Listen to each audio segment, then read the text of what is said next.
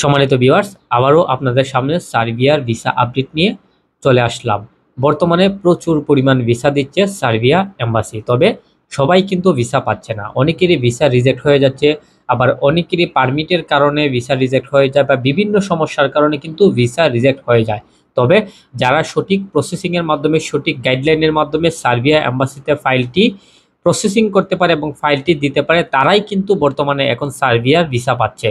সুতরাং আপনারা যারা সার্বিয়াতে যেতে চাচ্ছেন, কিভাবে এম্বাসিতে ফাইলগুলো আপনার জমা করলে, অনলাইন করলে আপনিও সার্বিয়ার ভিসা পাবেন, এবং যারা ইতিমধ্যে ভিসা পেয়েছে তারা কিভাবে ফাইলগুলো প্রসেসিং করে ভিসা পেয়েছে সে সম্পর্কে বিস্তারিত এই ভিডিওতে আলোচনা করব। সুতরাং আপনারা যারা সার্বিয়াতে যাবেন এবং যেতে চাচ্ছেন, এবং নতুনভাবে যারা সার্বিয়ার জন্য ফাইল জমা করতে চাচ্ছেন বিভিন্ন এজেন্সিতে, এই ভিডিওটি কিন্তু আপনাদের জন্য অত্যন্ত গুরুত্বপূর্ণ হতে চলেছে। কারণ ইতিমধ্যে সার্বিয়া নিয়েও কিন্তু অনেক রকম প্রতারণার চক্র তৈরি হয়ে গেছে। সুতরাং আপনারা সব কিছু জানতে হলে কিন্তু ভিডিওটা শুরু থেকে শেষ পর্যন্ত মনোযোগ সহকারে দেখতে হবে। যদি স্কিপ করে করে দেখেন তাহলে কিন্তু আপনারা বুঝবেন না। সুতরাং আপনাদের কাছে অনুরোধ থাকবে ভিডিওটি শুরু থেকে শেষ পর্যন্ত আপনারা দেখবেন, স্কিপ করে করে কিন্তু ভুলেও ভিডিওগুলো দেখতে যাবেন না। সম্মানিত ভিউয়ার্স, মূল ভিডিওতে যাওয়ার আগে আরেকটি বেশ গুরুত্বপূর্ণ তথ্য আপনাদের সামনে তুলে ধরতে চাই। আশা করি এই তথ্যগুলো আপনারা মিস করবেন না। একদম মনোযোগ সহকারে তথ্যগুলো একটু দেখতে থাকুন।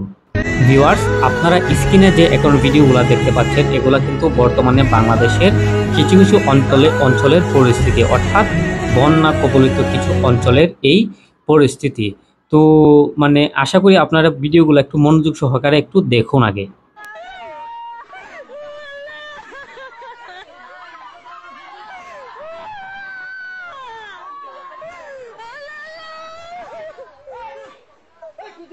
আশা করি আপনারা এই জিনিসগুলো দেখে কিছুটা হলেও বুঝতে পারছেন যে কি হচ্ছে সেখানে। অর্থাৎ যাদের বাড়িঘর এইরকমভাবে একদম নিঃস্ব হয়ে গেছে, যারা এখনো খেতে পর্যন্ত পারছে না, অর্থাৎ তাদের বাড়িঘর সম্পূর্ণ আকারে ডুবে গেছে। সেটা হচ্ছে আপনার বিশেষ করে ফেনী এবং কুমিল্লার অবস্থা কিন্তু খুবই ভয়াবহ। অর্থাৎ ফেনী কিন্তু একদম পুরোটাই হচ্ছে পানির নিচে চলে গেছে। তো এই অবস্থায় আমাদের কি করা উচিত? তাদের পাশে এসে দাঁড়ানো উচিত। অর্থাৎ মানুষের পাশেই তো দাঁড়াবে, সেটাই হচ্ছে স্বাভাবিক।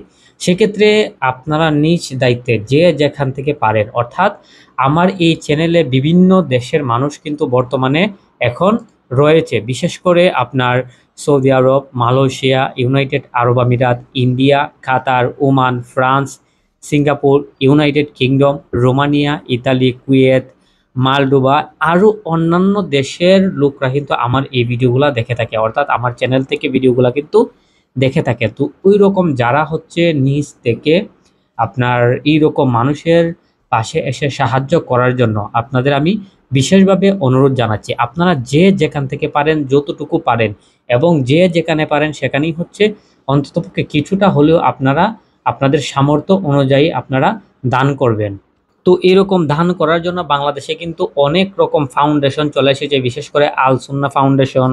তারপর হচ্ছে বাংলাদেশের যে ছাত্র জনতা থেকে শুরু করে আমাদের যে অন্যান্য ধর্মাবলম্বী ভাইরা রয়েছে, বিশেষ করে হিন্দু ভাইরা, বৌদ্ধ ভাইরা, খ্রিস্টান ভাইরা, সবাই কিন্তু একসাথে মানুষের উপকার করার জন্য সবাই একসাথে নেমে গেছে। তো তাদের দিক থেকে চিন্তা করে হলেও, যেহেতু আপনি একটা ভালো অবস্থানে আছেন, সেই দিক থেকে চিন্তা হলেও আপনাদের দেশের ভাইদের জন্য আপনার কিন্তু কিছু করা উচিত।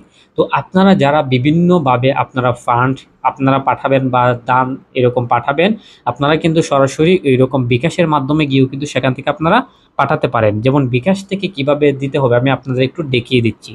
তো আপনারা চলে যাবেন সরাসরি বিকাশ অ্যাপে, সেখান থেকে ঢুকে আপনাদের পিন নাম্বারটি দিয়ে আপনারা আপনাদের অ্যাপসে ঢুকে যাবেন।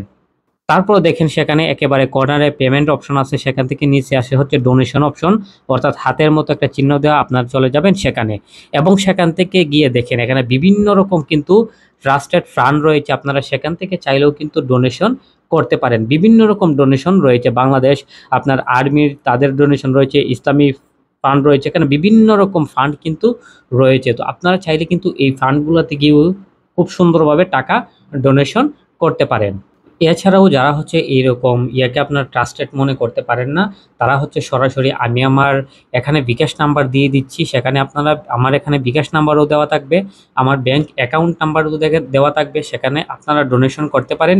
ইনশাল্লাহ আপনাদের হয়ে আমি ওনাদের কাছে যে বন্যার্ত মানুষ আছে তাদের কাছে কিন্তু আমি টাকাগুলো পৌঁছে দেওয়ার চেষ্টা করব। যাই হোক, আপনারা যদি আমাকে ট্রাস্টেড মনে করেন সেখানে আপনারা টাকা দিতে পারেন, অথবা সরাসরি আপনারা গিয়ে সেখানেও আপনারা আপনাদের কিছুটা অর্থ হলেও 1 টাকা হোক 5 টাকা হোক যাই আপনারা পারেন সেখানে কিন্তু আপনারা দান করতে পারেন। যাই হোক, আমার মূল ভিডিওর উদ্দেশ্য সেইটা না, আপনাদের মূল ভিডিওর উদ্দেশ্য হচ্ছে সার্বিয়া ভিসা নিয়ে। তো তো চলুন আমরা আমাদের মূল ভিডিওতে ফিরে যাচ্ছি। প্রথমেই বলেছিলাম যে কিভাবে আপনারা প্রসেসিং করলে সার্বিয়ার ভিসা আপনিও পাবেন।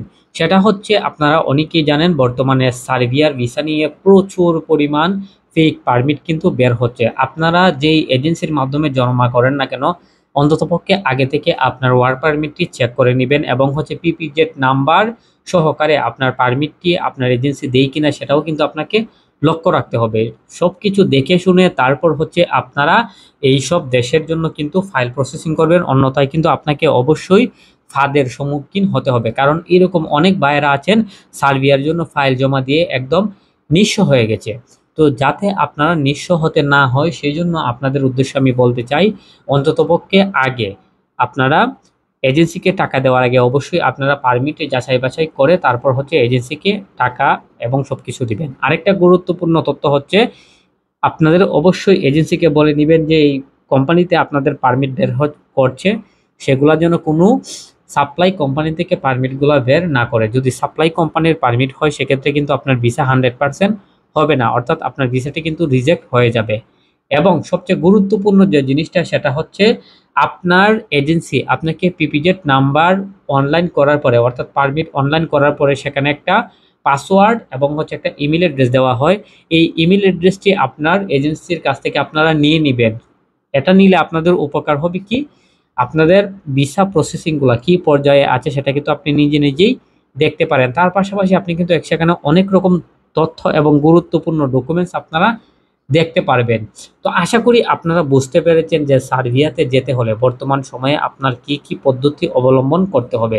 তো এই জিনিসগুলো মাথায় রেখে কিন্তু আপনি সার্বিয়ার ওয়ার্ক পারমিট ভিসার জন্য ফাইল জমা করতে পারেন, তাহলেই কিন্তু আপনিও 100% ভাবে সার্বিয়ার ভিসা পেয়ে যাবেন বর্তমান সময়ে। আর সবশেষে এটাই বলবো, যাদের উদ্দেশ্য করে আমি হচ্ছে মানে ভিডিওটা বানিয়েছি, বিশেষ করে আজকের মূল ভিডিওর উদ্দেশ্য হচ্ছে যে আপনারা বন্যার্থীদের পাশে এসে দাঁড়ান এবং তাদেরকে হচ্ছে সাহায্য করেন। আপনারা আজকে সাহায্য করলে কালকে আপনারা বিপদে পড়লে আপনাদের পাশেও কিন্তু মানুষ এসে দাঁড়াবে, কারণ মানুষ হচ্ছে মানুষের জন্য, সেটা কিন্তু আপনাদের মাথায় রাখতে হবে। তো এই ছিল আমার হচ্ছে সার্বিয়া নিয়ে আজকের ভিডিও এবং বন্যার্থীদের নিয়ে আমার আজকের ভিডিও। আশা করি আপনারা ন্যূনতম কিছুটা হলেও আপনারা দান করবেন। তো সবাই ভালো থাকবেন, সুস্থ থাকবেন। দেখা হবে পরবর্তী নতুন কোনো ভিডিওতে। আসসালামু আলাইকুম ওয়া রাহমাতুল্লাহি ওয়া বারাকাতুহু।